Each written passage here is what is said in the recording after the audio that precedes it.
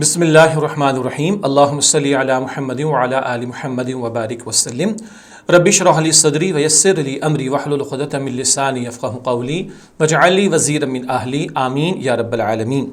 عزیز طلباء و طالبات، محترم حضرات خواتین اور معزز اساتذہ کرام، السلام علیکم ورحمۃ اللہ وبرکاتہ۔ اللہ تعالیٰ سے دعا ہے کہ آپ جہاں کہیں بھی ہوں، اللہ تعالیٰ آپ سب کو، ہم سب کو اپنے حفظ و امان میں رکھے، عافیت اور سلامتی عطا فرمائے۔ الحمدللہ مطالعہ قرآن حکیم کے چوتھے حصے کا مطالعہ ہم کر رہے ہیں، اور آج ہماری کلاس نمبر 49 سے 49 اور سورہ عنکبوت کی آیات 60 تا 59، 60 سے 69 جو کہ آخری آیات سورہ عنکبوت کی، ان کا مطالعہ کریں گے۔ اور جیسے ہی صورت کی تکمیل ہوتی ہے، آپ کے علم ہے کہ علم و عمل کی باتیں یہ بھی ہم آپ کے سامنے پیش کرتے ہیں۔ شائع شدہ کتاب جو ان فاؤنڈیشن کی ہے، اس کے صفحات ہیں 148 اور 149۔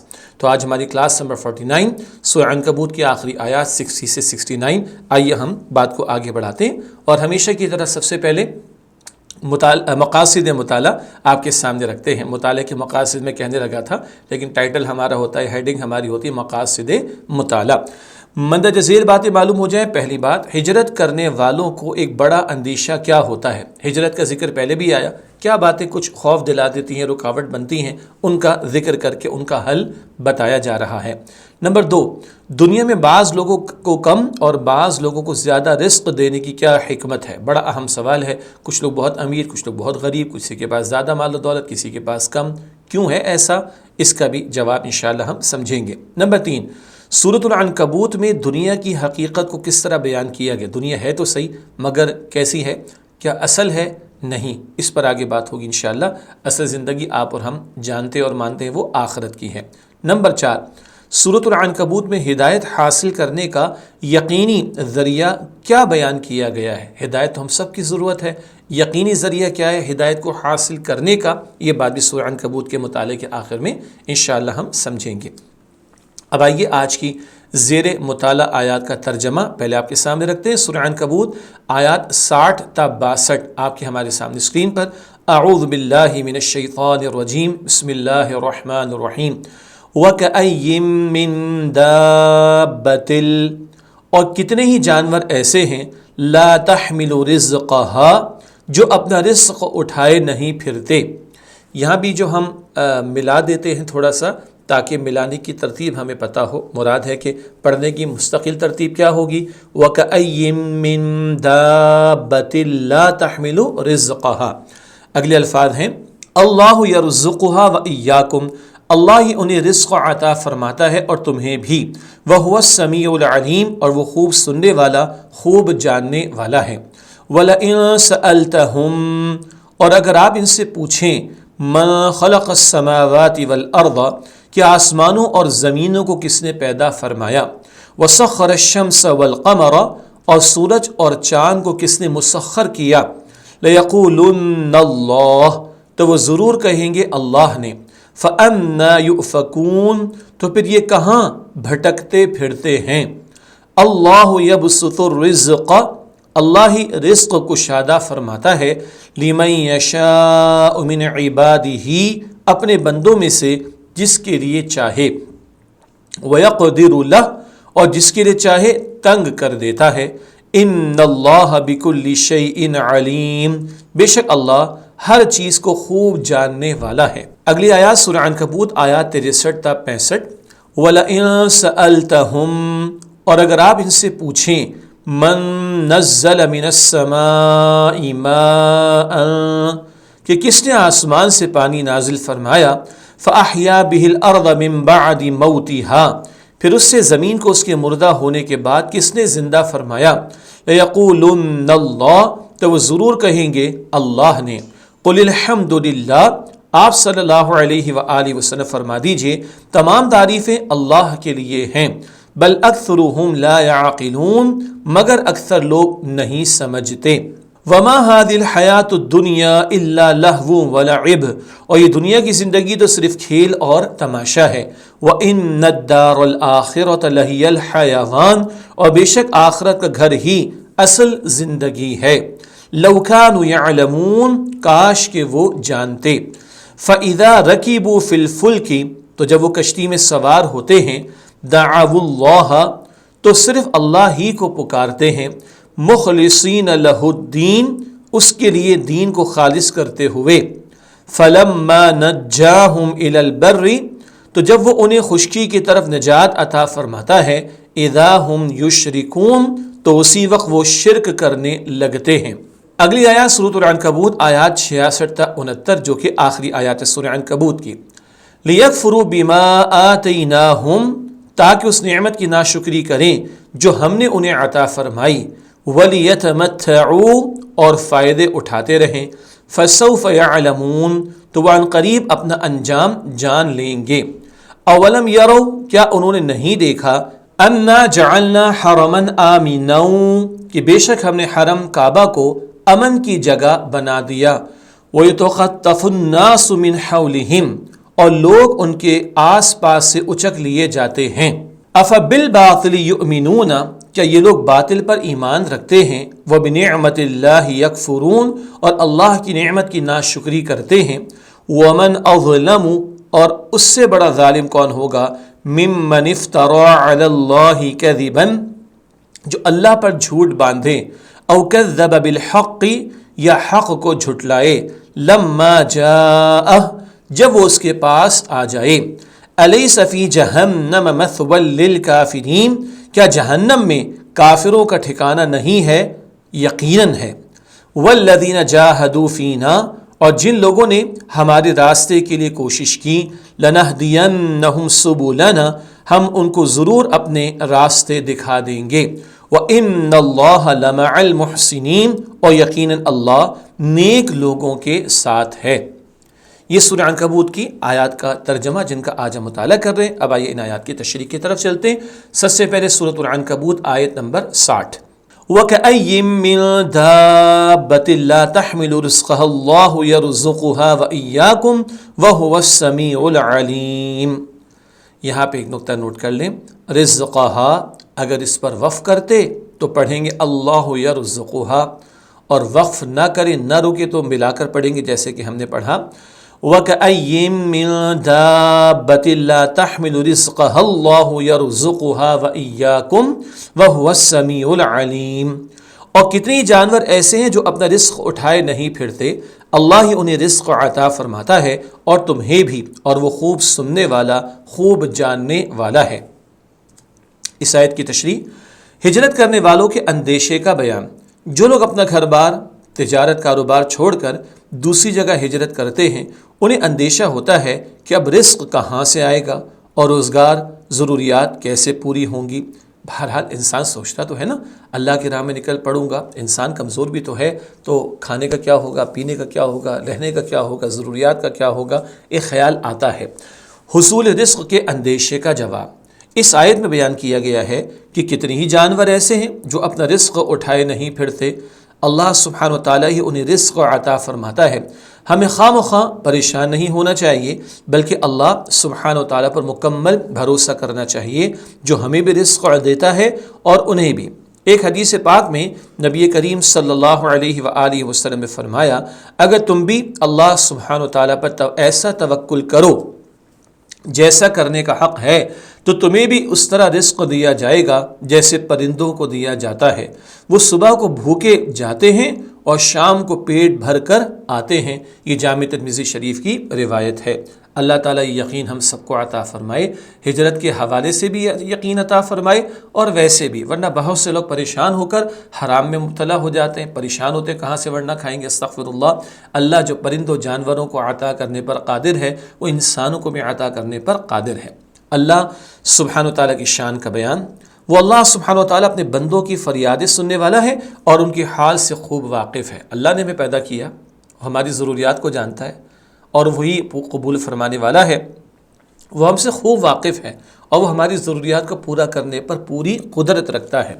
علمی بات، اس کا یہ مطلب ہرگز نہیں کہ آنے والے کل کی کوئی فکر نہ کی جائے، کوئی انتظامی ڈھانچہ قائم نہ کیا جائے، اسباب کو اختیار نہ کیا جائے۔ یہ مطلب نہیں کہ نوکری پہ کوئی نہ جائے، کاروبار کی کوشش نہ کرے، کمانے کی محنت نہ کرے، یہ کرنا ہے لیکن اسباب پر نہیں، مسبب الاسباب، اللہ پر بھروسہ رکھنا۔ یہ بات پہلے بھی آئی تھی، چنانچہ آگے لکھا ہے، بلکہ یہاں مقصد توکل علی اللہ، یعنی اللہ پر بھروسہ، بلکہ یہاں مقصد توکل علی اللہ کی اہمیت کو اجاگر کرنا ہے، اجاگر کرنا، واضح کرنا، تاکہ انسان کی نظر ہمیشہ مسبب الاسباب پر رہے اللہ، اور بندہ اس کے فضل کا متلاشی رہے، متلاشی تلاش میں رہنا۔ اب بہت سے لوگ کہیں گے بھئی اتنے آسان الفاظ کو آسان کیوں کر رہے ہیں؟ تو ہماری کوشش ہے کہ کوئی لفظ ایسا نہ رہ جائے کہ جس کی وجہ سے کوئی بات سمجھنے میں طلبہ و طالبات کو دشواری کا معاملہ ہو۔ بڑوں کے لیے تو آسانی کا معاملہ، لیکن بہرحال بہت سی جگہ طلبہ و طالبات کے لیے سہل کرنا یہ بھی مشکل لفظ ہے، آسان کرنے کی ضرورت ہوتی ہے۔ اگلی ہے سورہ عنکبوت کی آیت نمبر 61، وَلَئِن سَأَلْتَهُم مَّن خَلَقَ السَّمَاوَاتِ وَالْأَرْضَ وَسَخَّرَ الشَّمْسَ وَالْقَمَرَ لَيَقُولُنَّ اللَّهُ فَأَنَّىٰ يُؤْفَكُونَ، اور اگر آپ ان سے پوچھیں کہ آسمانوں اور زمینوں کو کس نے پیدا فرمایا اور سورج اور چاند کو کس نے مسخر کیا، تو وہ ضرور کہیں گے اللہ نے، تو پھر یہ کہاں بھٹکتے پھرتے ہیں۔ اس آیت کی تشریح کرتے ہیں۔ توحید باری تعالیٰ کے لیے عقلی دلیل، توحید باری تعالیٰ کے لیے یہ عقلی دلیل دی گئی ہے کہ اگر مشرکوں سے پوچھا جائے کہ آسمان و زمین کو کس نے پیدا کیا، چاند اور سورج کس نے بنائے، تو یقیناً کہیں گے کہ اللہ سبحانہ و تعالیٰ نے۔ گو ایک مشرک بھی واقف ہے کہ یہ کمال تخلیق صرف اور صرف اللہ سبحانہ و تعالیٰ ہی کی صفت ہے۔ مشرک وہ نہیں ہوتا جو اللہ تعالیٰ کو نہیں مانتا، کئی مرتبہ یہ بات ہم نے سمجھی۔ مشرک وہ ہوتا ہے جو اللہ کو تو مانتا ہے مگر اللہ کے ساتھ جھوٹے معبودوں کو شریک کرتا ہے، معاذ اللہ۔ جب ان سے پوچھا جاتا تھا کس نے پیدا کیا، تو ظاہر بات ہے کسی بت نے، دیوی دیوتا نے تو پیدا نہیں کیا، یہ بھی کہتے ہیں کہ اللہ نے۔ اتنا مانتے ہیں مگر اس قدر بے وقوف ہیں کہ جھوٹے معبودوں کو اللہ کے ساتھ شریک ٹھہراتے ہیں۔ کمال تخلیق کا مطلب، تخلیق کا کمال، اس کا کلائمیکس، اس کا عروج۔ مشرکین پر افسوس۔ اس آیت میں مشرکین کے برے عقائد کا ذکر کرنے کے بعد ان پر افسوس کا اظہار کیا جا رہا ہے کہ وہ اللہ سبحانہ وتعالیٰ کی صفت تخلیق کو سمجھنے کے باوجود کہاں بہکے جا رہے ہیں اور اس کے ساتھ دوسروں کو شریک ٹھہرا رہے ہیں۔ عجیب بات ہے، اللہ کو خالق بھی مانتے مگر مخلوق کو اللہ کے یعنی خالق کے برابر قرار دیتے ہیں۔ کس قدر یہ جو ہے گمراہی کی بات ہے جس میں بہک کر یہ لوگ مبتلا ہو گئے ہیں۔ آیت نمبر 62، اللہ یبسط الرزق لمن یشاء من عبادہ ویقدر لہ ان اللہ بکل شیء علیم۔ اللہ رزق کو شادہ فرماتا ہے اپنے بندوں میں سے جس کے لیے چاہے اور جس کے لیے چاہے تنگ کر دیتا ہے، بے شک اللہ ہر چیز کو خوب جاننے والا ہے۔ اس آیت کی تشریح کرتے ہیں۔ لوگوں کو کم اور زیادہ رزق دیے جانے کی حکمت یہ اللہ سبحانہ وتعالیٰ ہی کا اختیار ہے کہ جسے وہ چاہتا ہے اپنے بندوں میں سے زیادہ رزق عطا فرماتا ہے اور جسے چاہتا ہے نپا تلا دیتا ہے، اور دنیا میں یہ امتحان کا ذریعہ ہے۔ جسے اللہ سبحانہ وتعالیٰ نے زیادہ دیا ہے اس کے شکر کا امتحان ہے، اور جسے نپا تلا دیتا ہے مراد کم، اس کے صبر کا امتحان ہے۔ اللہ سبحانہ وتعالیٰ اپنے علم کامل کی وجہ سے جانتا ہے کہ کسے زیادہ رزق دیا جائے اور کسے کم۔ یہ اختیار کس کا ہے؟ اللہ کا۔ سب کو اللہ نے پیدا کیا، وہ سب کو سب کچھ دینے پر قادر ہے، مگر وہ بہتر جانتا ہے کس کو زیادہ دینا ہے اور کس کو کم دینا ہے۔ بعض ایسے ہوتے ہیں جن کو زیادہ مل جائے وہ ناشکری میں مبتلا ہو کر اپنی آخرت کو برباد کر لیں گے، اللہ اکبر۔ بعض ایسے ہوتے ہیں کہ جن کو کم ملے تو ہو سکتا ہے وہ ایمان کا ہی سودا کر ڈالیں۔ اللہ ہی کا فیصلہ بہتر ہے کہ جس نے سب کو پیدا فرمایا، کس کو زیادہ کس کو کم، اللہ کا علم کامل مکمل ہے، وہ خوب جانتا ہے۔ تو زندگی امتحان کے لیے، یہ دنیا امتحان، یہ رزق امتحان، یہ مال و دولت بھی امتحان۔ کسی کو زیادہ ملا تو شکر کا امتحان، کسی کو کم ملا تو صبر کا امتحان، ساری زندگی امتحان، کسی کو زیادہ کسی کو کم ہے، یہ سارے کا سارا کبھی شکر کا اور کبھی صبر کا امتحان۔ آیت نمبر 63، وَلَئِن سَأَلْتَهُم مَّن نَّزَّلَ مِنَ السَّمَاءِ مَاءً فَأَحْيَا بِهِ الْأَرْضَ مِن بَعْدِ مَوْتِهَا لَيَقُولُنَّ اللَّهُ قُلِ الْحَمْدُ لِلَّهِ بَلْ أَكْثَرُهُمْ لَا يَعْقِلُونَ۔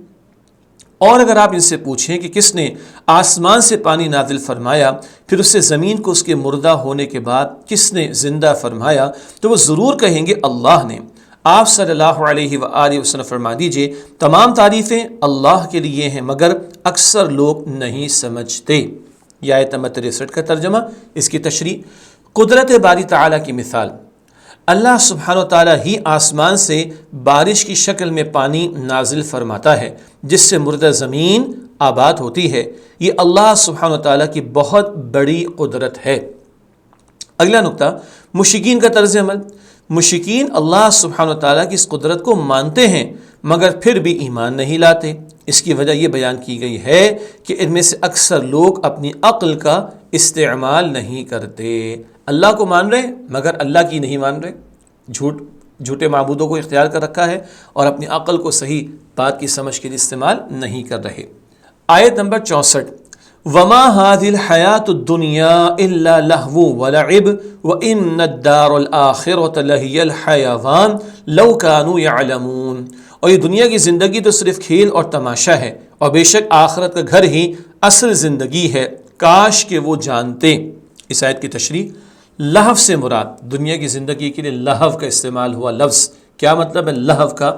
ایسا مشغلہ، کھیل، تفریح اور دل کا بہلاوا جس میں دنیاوی فائدہ ہو وہ لہو کہلاتا ہے. چھوٹے بچے کھیل کود کر کرکٹ سے کوئی پرانی باتیں ہو گئی، اب تو کیرم بورڈ اور پتہ نہیں کیا کچھ ہوتا تھا. آج کل تو جناب اسمارٹ فونز ہیں، اس کے اوپر بہت سارے گیمز ہیں، میں نام نہیں لے رہا آپ کے سامنے. اسی میں لگے ہوئے دن رات، اماں چلا رہی ہیں، ابا چلا رہے ہیں، بیٹا یہ کام کر لو، وہ چھوڑنے کو تیار ہے اسمارٹ فون کو. پھر کہنا پڑتا ہے کہ وائی فائی بند کر دو تو بچے چھوڑ کر واپس آئیں گے. ایسا ہی ہے نا؟ خیر، ایسا مشغلہ، کھیل، تفریح اور دل کا بہلاوا جس میں دنیاوی فائدہ ہو وہ لہو کہلاتا ہے. تھوڑا بہت فائدہ مل جاتا ہے. یہاں لہو سے مراد ہے وہ چیز جو اصل مقصد اور اہم کام سے ہٹانے اور غافل کر دینے والی ہو. یہ ہے اہم بات.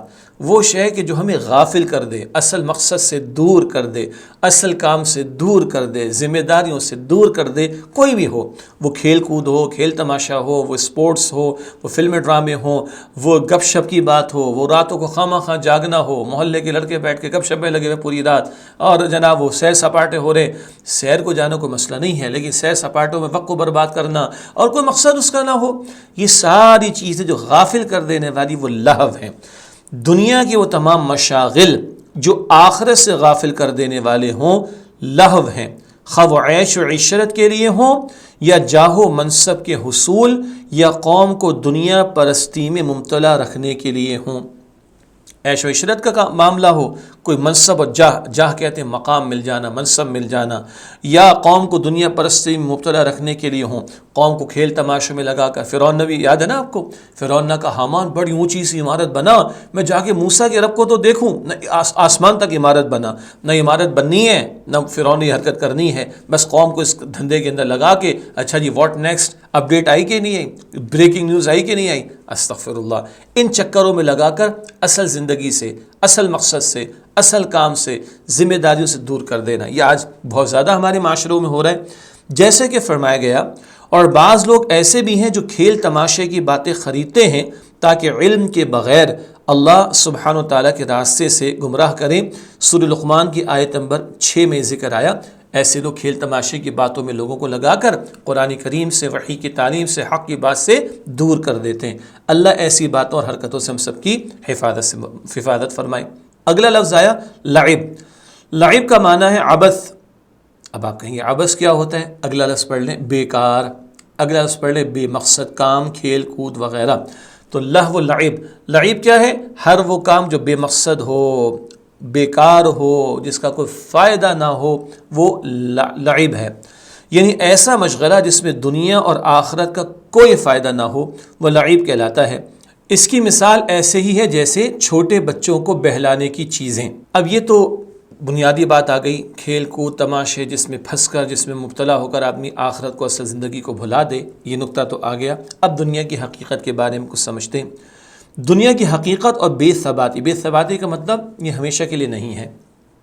حضرت جابر رضی اللہ تعالی عنہ سے روایت ہے کہ رسول اللہ صلی اللہ علیہ وآلہ وسلم کا گزر بکری کے ایک مرے ہوئے بچے کے پاس سے ہوا جو راستے میں پڑا ہوا تھا. اس وقت آپ صلی اللہ علیہ وسلم کے ساتھ جو لوگ تھے ان سے آپ صلی اللہ علیہ وسلم نے فرمایا، تم میں سے کوئی اس مرے ہوئے بچے کو صرف 1 درہم میں خریدنا پسند کرے گا؟ انہوں نے عرض کیا کہ ہم اس کو کسی قیمت پر خریدنا پسند نہیں کریں گے. آپ صلی اللہ علیہ وسلم نے فرمایا، اللہ سبحانہ و تعالیٰ کی قسم، دنیا اللہ سبحانہ و تعالیٰ کے نزدیک اس سے زیادہ ذلیل اور بے قیمت ہے جتنا ذلیل اور بے قیمت تمہارے نزدیک بکری کا مردار بچہ ہے. صحیح مسلم شریف کی روایت. یہاں ذلیل سے مراد کیا ہے؟ حقیر ہونا، کمتر ہونا، اور آگے ایک لفظ ہے بے قیمت ہونا. جیسے اس بکری کے مردار بچے کی کوئی قدر اور ویلیو تمہارے سامنے نہیں، اسی طرح یہ دنیا اور اس کا مال و اسباب اللہ سبحانہ و تعالیٰ کے نزدیک اس کی بھی کوئی حیثیت نہیں ہے. دنیا کی زندگی کو کھیل اور تماشے سے تشبیہ دینے کی وجہ، تشبیہ دینا مثال اس کی دینا، اس کی ریزمبلنس بیان کرنا، انگلش میں ریزمبلنس ہو جائے گا، مثال دینا. دنیا کی زندگی کو کھیل اور تماشے کے ساتھ دو وجہ سے تشبیہ دی گئی ہے. ایک وجہ یہ ہے کہ کھیل اور تماشا بہت جلد ختم ہو جاتا ہے. 2020 کا میچ ہو تو آپ کو پتا ہے کہ چند گھنٹوں میں ختم بھی ہو جاتا ہے جی، اور دائمی نہیں ہوتا، ہمیشہ کے لیے نہیں ہوتا. یہ نہیں کہ پورا ہفتہ وہ کرکٹ کھیلتے رہیں گے، ایسا نہیں ہے. اسی طرح دنیا کی زیب و زینت اور اس کی باطل خواہشیں بھی جلد ختم ہو جاتی ہیں. دنیا کا مال دولت، یہ بھی بندے ختم ہو جاتے ہیں تو دنیا کا مال و دولت بھی ختم ہو جاتا ہے. دوسری وجہ یہ ہے کہ کھیل اور تماشے میں مشغول رہنا بچوں اور کم عقلوں کا کام ہے، نہ کہ عقل والوں کا. اسی طرح عقل والے دنیا کی رنگینیوں اور دلچسپیوں سے دور رہتے ہیں. چھوٹے موٹے کھیل تماشے یہ تو بچوں کے کام ہے نا، بے وقوفوں کے کام ہے جو اپنا وقت برباد کر رہے ہیں. چھوٹے بچے چلے، ان پر کوئی ذمہ داری نہیں. اب عقل والے بھی یہ حرکت کرے تو اس سے بڑا بے وقوف کون ہوگا؟ تو جو واقعتاً عقل رکھنے والے وہ دنیا کی رنگینیوں میں کھو نہیں جاتے، اس کی دلچسپیوں کے اندر ڈوب نہیں جاتے، اور ادھر رہتے ہیں مگر آخرت کی فکر کرتے ہیں. یہ سب سے بڑی عقل مندی ہے. اللہ ہمیں اس کا یقین عطا فرمائے. دنیا میں ہم رہ رہے ہیں، اس حوالے سے چند باتیں اور بھی. عملی پہلو، ہمیں یہ یاد رکھنا چاہیے کہ اللہ سبحانہ و تعالیٰ نے اگرچہ دنیا کو حکمت اور مصلحت کے بنا پر پیدا فرمایا ہے، مگر اکثر لوگوں کی غرض دنیا کے حصول سے لہو و لعب ہوتی ہے، اور جب انسان دنیا میں اتنا مشغول ہو جاتا ہے تو پھر وہ اللہ سبحانہ و تعالیٰ سے غافل ہو جاتا ہے. لہذا ہمیں دنیا کو اللہ سبحانہ و تعالیٰ کی رضا کے حصول کا ذریعہ سمجھنا چاہیے، مقصد نہیں بنانا چاہیے. ادھر رہ کر آخرت کی تیاری کرنی مگر اس میں کھو نہیں جانا. آخرت کی زندگی کی مثال، آخرت کی زندگی ہی اصل زندگی جو ہمیشہ کے لیے ہے اور کبھی ختم ہونے والی نہیں. تو عقل مندی کا تقاضا کیا ہے؟ جو ہمیشہ کی زندگی اس کی فکر کرے، نہ کہ اس تھوڑی سی زندگی کی فکر میں اتنے غافل ہو جائیں کہ اصل زندگی کو بھلا دیں. آخرت کے مقابلے میں دنیا کو ترجیح دینے والوں پر افسوس. اس آیت میں ایسے لوگوں پر افسوس کیا گیا ہے کہ کاش وہ اس حقیقت کو جانتے اور دنیا کو آخرت پر ترجیح نہ دیتے. جو دنیا کو اصل بناتے ہیں اور آخرت کو بھلاتے ہیں وہ یقیناً بہت بڑی بے وقوفی میں مبتلا ہو جاتے ہیں. عملی پہلو، جو لوگ آخرت کو مقصود بنا کر مال و جان سے اللہ سبحانہ و تعالیٰ کی راہ میں جہاد کرتے ہیں، اللہ سبحانہ و تعالیٰ انہی کو اپنے راستے کی ہدایت دیتا ہے. گویا ہدایت اسی کو ملے گی جو نہ صرف قرآن حکیم کی تعلیمات کو سمجھے بلکہ ذوق و شوق سے ان پر عمل کرے، ان کو دوسروں تک پہنچائے اور ان کے نفاذ کے لیے مال اور جان سے جہاد کرے. اللہ سبحانہ و تعالی ہمیں اس کی توفیق عطا فرمائے، آمین. آخرت سامنے ہوگی تو بندہ دین کے لیے محنت کرے گا، قرآن پاک کے لیے محنت کرے گا، جو مشکل آئی اس کو جھیلے گا، برداشت کرے گا. کیوں؟ اس کو پتہ ہے کہ اللہ تعالیٰ نے آخرت میں بہترین اجر اور ریوارڈ تیار کر رکھا ہے. علمی بات، دین پر عمل کرنے میں دو بڑی رکاوٹیں ہیں. کفار اور مشرکین کا خوف کہ ان کی سختی اور تشدد انسان کو دین پر عمل کرنے میں مانع ہو جاتا ہے. مانع، منع کرنے والا، روکنے والا. تو کبھی کافروں اور مشرکوں کا خوف انسان کو دین پر عمل کرنے میں وہ رکاوٹ بن جاتا ہے. دوسری رکاوٹ حب دنیا ہے، یعنی دنیا کی طلب اور دنیا کی عارضی چمک دمک میں انسان ایسے منہمک ہوتا ہے کہ آخرت کو بھلا دیتا ہے. منہمک ہونا، مشغول ہونا. تو پہلی رکاوٹ کیا ہے؟ مشرکوں، کافروں، ظالموں کا خوف، بندہ دین پر عمل کرنے میں رک جاتا ہے. اور دوسرا دنیا کی محبت، اس میں ڈوب کر بندہ دین پر عمل نہیں کر پاتا. تو ہمیں آخرت کو دنیا پر ترجیح دینی چاہیے اور کفار سے خوف کھا کر دین کو نہیں چھوڑنا چاہیے، بلکہ شدید حالت میں ان باتوں پر عمل کرنا چاہیے جو اس صورت میں بیان ہوئی ہیں. کیا؟ قرآن پاک کی تلاوت، نماز کا قائم کرنا اور اللہ تعالیٰ کا ذکر کرنا. اہل کتاب سے ڈیبیٹ ہو تو احسن طریقے سے مباحثہ، مجادلہ کرنا. یہ لفظ بھی آپ کو یاد آیا ہوگا. اگلی ہے سورہ عنکبوت کی آیت نمبر 65. فَإِذَا رَكِبُوا فِي الْفُلْكِ دَعَوُا اللَّهَ مُخْلِصِينَ لَهُ الدِّينَ فلما نجاہم الی البر اذا ہم یشرکون، تو جب وہ کشتی میں سوار ہوتے ہیں تو صرف اللہ ہی کو پکارتے ہیں اس کے لیے دین کو خالص کرتے ہوئے، تو جب وہ انہیں خشکی کی طرف نجات عطا فرماتا ہے تو اسی وقت وہ شرک کرنے لگتے ہیں۔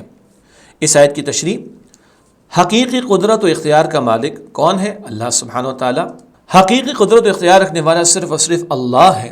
اس حقیقت کو ایک مثال سے سمجھایا گیا ہے کہ مشرکین جب کشتی میں سوار ہوتے ہیں اور انہیں ڈوبنے کا اندیشہ ہوتا ہے تو وہ اپنے تمام بتوں کو چھوڑ کر صرف اور صرف اللہ سبحانہ و تعالیٰ ہی کو پکارتے ہیں۔ مشرکین کی احسان فراموشی، جب اللہ سبحانہ و تعالیٰ انہیں طوفان سے نجات دیتا ہے اور صحیح سلامت خشکی پر اتار دیتا ہے تو وہ اللہ سبحانہ و تعالیٰ کے ساتھ دوسروں کو شریک کرنے لگتے ہیں۔ یعنی جب اللہ تعالیٰ کب یاد آتا ہے؟ جب ان کو ڈوبنے کا اندیشہ ہوتا ہے اللہ کو پکارتے ہیں۔ مراد اندر فطرت میں توحید کا سبق موجود ہے، مگر جب جان بچ گئی تو پھر جھوٹے معبودوں کو اللہ تعالیٰ کے ساتھ شریک کرنے لگ جاتے تھے۔ علمی بات، موحد، یہ لفظ بھی ذرا مشکل ہے لیکن آگے اس کا مفہوم لکھا ہے، ایک اللہ سبحانہ تعالیٰ کو ماننے والے۔ موحد ایک اللہ سبحانہ تعالیٰ کو ماننے والے، اور مشرک کے عقیدے کے درمیان بنیادی فرق یہ ہے کہ موحد ہر حال میں ایک اللہ سبحانہ تعالیٰ کو پکارتا ہے، اور مشرک صرف مصیبت کے وقت اللہ سبحانہ تعالیٰ کو پکارتا ہے۔ اللہ اکبر۔ یہی حال مشرکین مکہ کا تھا، وہ عام حالات میں صرف ایک اللہ سبحانہ تعالیٰ کو پکارنے کے بجائے دوسروں کو بھی شامل کرتے اور انہیں پکارتے تھے۔ حالانکہ قرآن حکیم نے بار بار اس بات سے منع کیا ہے کہ نہ اللہ سبحانہ تعالیٰ کے ساتھ کسی کو پکارا جائے اور نہ اس کے ساتھ کسی کو شریک کیا جائے۔ ہر دور میں مشرک کی یہی حالت رہتی ہے اور رہے گی کہ بڑی مصیبت کے وقت سب کو بھول کر صرف ایک اللہ سبحانہ تعالیٰ کو پکارتے ہیں۔ تو ہمیں تو ہر حال میں اللہ ہی کو پکارنا چاہیے۔ یہ مشرکوں کا معاملہ تھا، مصیبت آ گئی، مشقت آ گئی، گوٹ پھنس گئی جسے کہتے ہیں، ہارڈ ٹائمز آ گئے تو اللہ یاد آ رہا ہے، اور جب اللہ نے تکلیف دور کر دی جھوٹے معبودوں کو پکارنا شروع کر دیا۔ یہ تو بہت بڑی نافرمانی اور ناشکری بھی ہے اور شرک بھی ہے۔ اللہ اپنی ہی ذات سے ہمیں مانگنے کی توفیق عطا فرمائے۔ اگلی ہے سورہ عنکبوت کی آیت نمبر 66، لِيَكْفُرُوا بِمَا آتَيْنَاهُمْ وَلِيَتَمَتَّعُوا فَسَوْفَ يَعْلَمُونَ، تاکہ اس نعمت کی ناشکری کریں جو ہم نے انہیں عطا فرمائی اور فائدے اٹھاتے رہیں تو وہ عنقریب اپنا انجام جان لیں گے۔ مشرکین کی ناشکری کا بیان، جب اللہ سبحانہ وتعالیٰ انہیں سمندر میں غرق ہونے سے بچاتا ہے اور انہیں زندگی کی نعمت عطا فرماتا ہے تو وہ توحید کی جگہ شرک کر کے اللہ سبحانہ وتعالیٰ کی ناشکری کرتے ہیں۔ مشرکین کو تنبیہ، اس آیت میں مشرکین کو تنبیہ کی گئی ہے۔ تنبیہ کسے کہتے ہیں؟ وارننگ کو۔ اس آیت میں مشرکین کو تنبیہ کی گئی ہے کہ عنقریب ان کی موت پر انہیں معلوم ہو جائے گا کہ حقیقت کیا تھی اور شرک اور نافرمانی کا کیا انجام ہوگا، سب کچھ سامنے آ جائے گا۔ آیت نمبر 67 اولم یروا انا جعلنا حرما آمنا ویتخطف الناس من حولهم افبالباطل یؤمنون وبنعمت اللہ یکفرون، کیا انہوں نے نہیں دیکھا کہ بے شک ہم نے حرم کعبہ کو امن کی جگہ بنا دیا اور لوگ ان کے آس پاس سے اچک لیے جاتے ہیں؟ کیا یہ لوگ باطل پر ایمان رکھتے ہیں اور اللہ کی نعمت کی ناشکری کرتے ہیں؟ اہل مکہ پر اللہ سبحانہ وتعالیٰ کی احسان کا ذکر، کفار قریش کو متوجہ کیا گیا ہے کہ وہ حرم کے اندر امن کی زندگی گزار رہے ہیں، حالانکہ مکہ کے آس پاس کے علاقوں میں لوٹ مار کا بازار گرم ہے۔ لوٹ مار کا بازار گرم، خوب لوٹ مار کی جاتی ہے، لوگوں کو لوٹا جاتا ہے، ان کا مال غصب کر لیا جاتا ہے، ڈاکے ڈالے جاتے ہیں، یہ مراد۔ پھر بھی اس اللہ سبحانہ وتعالیٰ کی نعمت کی ناشکری کر رہے ہیں۔ قدرت الہی کا اس سے بڑا نشان کیا ہوگا کہ چند پتھروں سے بنائی گئی چار دیواری خانہ کعبہ کو اللہ سبحانہ وتعالیٰ نے حضرت ابراہیم علیہ السلام کی دعا کو قبول فرماتے ہوئے رہتی دنیا تک محفوظ فرما دیا۔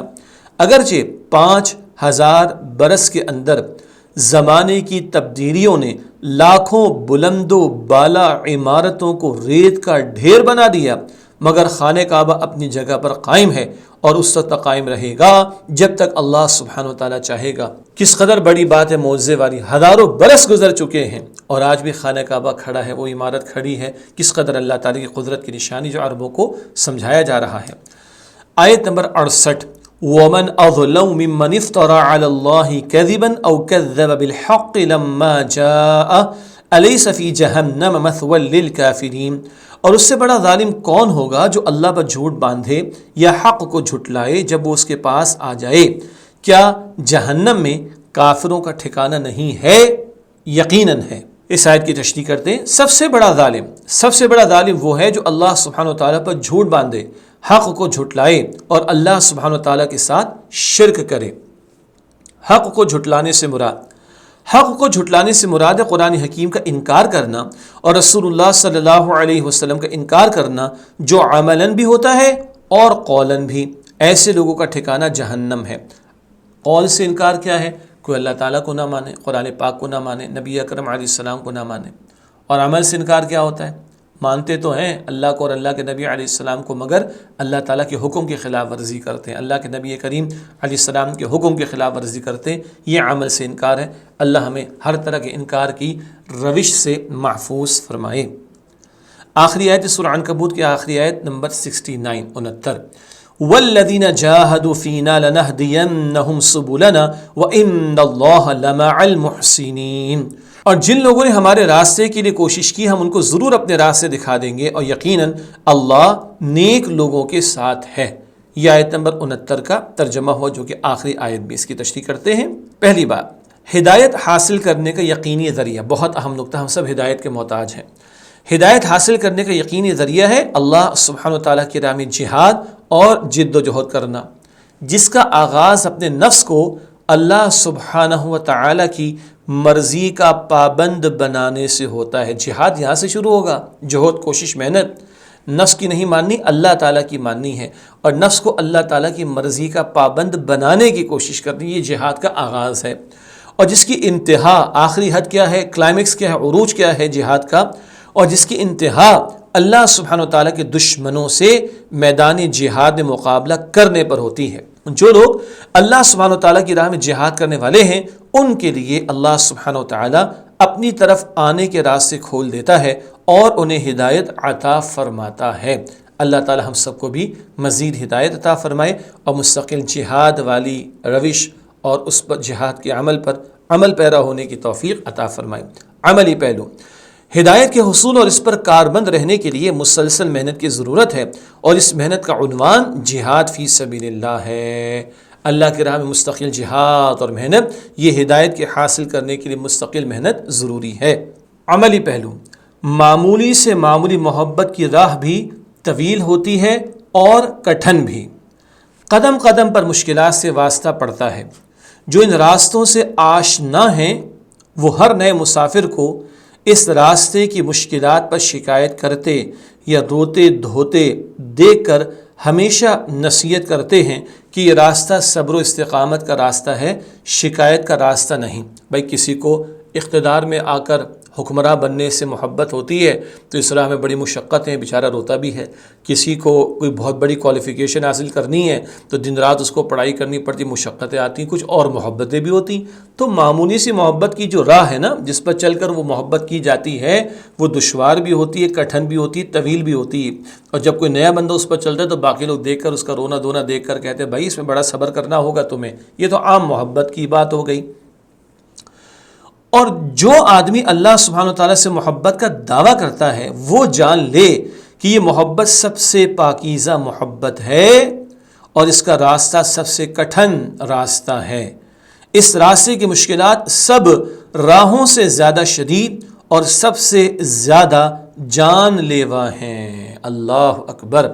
اللہ کی ذات سب سے بڑی، اس سے محبت کا تقاضا بھی سب سے بڑا، اور اس راستے کی مشقتیں بھی سب سے زیادہ، حتیٰ کہ جان لیوا ہونا یعنی جان تک کا نذرانہ بھی پیش کرنا پڑ جاتا ہے۔ اتنی محنت کرنی اللہ کی محبت کی خاطر۔ اللہ اکبر! اس میں ذرا سی بھی آمیزش منزل کو کھوٹا کر دیتی ہے اور معمولی بے دلی منزل کو دور کر دیتی ہے۔ ذرا آدمی ہمت ہار دے، دور ہو جائے گا، منزل نہیں ملے گی، اللہ راضی نہیں ہوگا۔ مستقل محنت اور آنے والی مشقتوں کو جھیلتے چلے جانا ہے۔ یہ سورت کے ختام پر کس قدر بڑی اہم عملی اور انقلابی بات سامنے آئی۔ اللہ سے محبت کرنا چاہتے ہو تو جہاد فی سبیل اللہ کا عمل، مستقل محنت اس راہ کے اندر، اور آنے والی مشقتوں کو جھیلنا ہوگا۔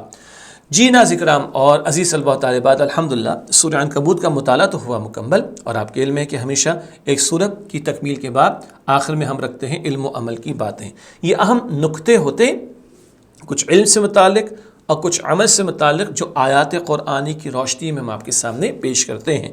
علم و عمل کی باتوں میں سے پہلی بات، ہمیں یہ نہیں خیال کرنا چاہیے کہ صرف زبانی ایمان کا دعویٰ کرنے پر ہم چھوڑ دیے جائیں گے، بلکہ اللہ سبحانہ و تعالی ہمیں آزمائے گا اور سچے اور جھوٹوں کو الگ الگ کر کے رہے گا۔ یہ سورہ عنکبوت آیات 2 اور 3 میں بات آئی ہے۔ تو مشقتیں تو اللہ کی راہ میں آئیں گی، یہ بات سورہ عنکبوت کے شروع میں بھی آ چکی ہے۔ نمبر 2، ظالم اور برے لوگ اللہ سبحانہ و تعالیٰ کی پکڑ سے نہیں بچ سکتے، سورہ عنکبوت کی آیت نمبر 4 میں بات آئی۔ نمبر 3، ہماری موت کا وقت مقرر ہے اور اللہ سبحانہ و تعالیٰ سے ہماری ملاقات ضرور ہو کر رہے گی، سورہ عنکبوت کی آیت نمبر 5 میں یہ بات آئی ہے۔ نمبر 4، جو کوئی دین کے کام کے لیے جد و جہد کرتا ہے تو اپنے ہی بھلے یعنی اجر و ثواب کے لیے کرتا ہے، اللہ سبحانہ و تعالیٰ کو ہماری عبادت کی کوئی حاجت نہیں ہے، سورہ عنکبوت کی آیت نمبر 6 میں بات آ چکی، جو محنت کر رہا ہے اپنے ہی فائدے کے لیے کر رہا ہے۔ 5ویں بات، ایمان لانے والوں اور نیک اعمال کرنے والوں کو اللہ سبحانہ و تعالی لازماً نیک لوگوں میں شامل فرمائے گا، ان کی برائیوں کو مٹا دے گا اور ان کے اعمال کا بہترین بدلہ عطا فرمائے گا۔ یہ سورہ عنکبوت کی آیات 7 اور 9 میں بات آئی تھی، یہ بشارت ہے ایمان والوں کے لیے۔ نمبر 6، شرک کرنے والے کی مثال ایسی ہے جیسے کسی نے مکڑی کے جالے کو اپنا سہارا بنایا ہو، سورہ عنکبوت کی آیت نمبر 41 میں بات آئی، اور عنکبوت مکڑی کو کہتے ہیں، سب سے کمزور گھر مکڑی کا، یہ بات تفصیل سے آ چکی ہے۔ نمبر 7، اللہ سبحانہ و تعالیٰ کے دین کے لیے ہجرت کرنا ایک بڑی نیکی ہے، سورہ عنکبوت کی آیت نمبر 56 میں ذکر بھی آیا، اور ہجرت کے وسیع مفہوم کو بھی ہم نے جانا تھا۔ 8واں نقطہ، علم و عمل کی باتیں کے حوالے سے، اللہ سبحانہ و تعالی تمام مخلوقات کا رازق ہے، چنانچہ ہمیں رزق کے حوالے سے اللہ سبحانہ و تعالی ہی سے امید رکھنی چاہیے۔ عطا کرنے والا کون؟ اللہ، سورہ عنکبوت آیت نمبر 60 میں بات آئی۔ نمبر 9، ہمیں مشکلات میں اللہ سبحانہ و تعالیٰ سے دعا ضرور کرنی چاہیے، کیونکہ حقیقتاً اور مستقلاً وہی پریشانیوں کو حل فرمانے والا ہے۔ نیز مشکل سے نکالنے پر اللہ سبحانہ و تعالیٰ کی بندگی اختیار کرتے ہوئے اس کا شکر بھی ادا کرنا چاہیے، یہ بات سورہ عنکبوت کی آیت نمبر 65 میں آئی۔ وہ تو جب گوٹ پھنستی تو اللہ کو یاد کرتے ہیں مشرک، اور اللہ مشکل سے نکالتا جھوٹے ہو جاتے، مشرکین جھوٹے معبودوں کو اختیار کر لیتے۔ نہیں، اللہ ہماری مشکلات کو دور فرمانے والا ہے، مشکل کو دور کر دے، اس کا شکر ادا کرنا چاہیے۔ 10واں اور آخری نقطہ، سب سے بڑا ظلم اللہ سبحانہ و تعالیٰ پر جھوٹ باندھنا اور حق کو جھٹلانا ہے، یہ بات سورہ عنکبوت آیت نمبر 68 میں ہمارے سامنے۔ الحمدللہ سورہ عنکبوت کا مطالعہ مکمل ہوا، آئندہ ایک اور نئی سورت کا آغاز آپ کے سامنے رکھیں گے۔ اللہ تعالیٰ میری، آپ کی، ہم سب کی اور تمام مسلمانوں کی مغفرت فرمائے، اور اللہ تعالیٰ ہمیں قرآن پاک سے مزید محبت اور اس کے تقاضوں پر عمل کرنے کی توفیق عطا فرمائے، آمین یا رب العالمین۔ وآخر دعوانا الحمدللہ رب العالمین، والسلام علیکم ورحمۃ اللہ وبرکاتہ۔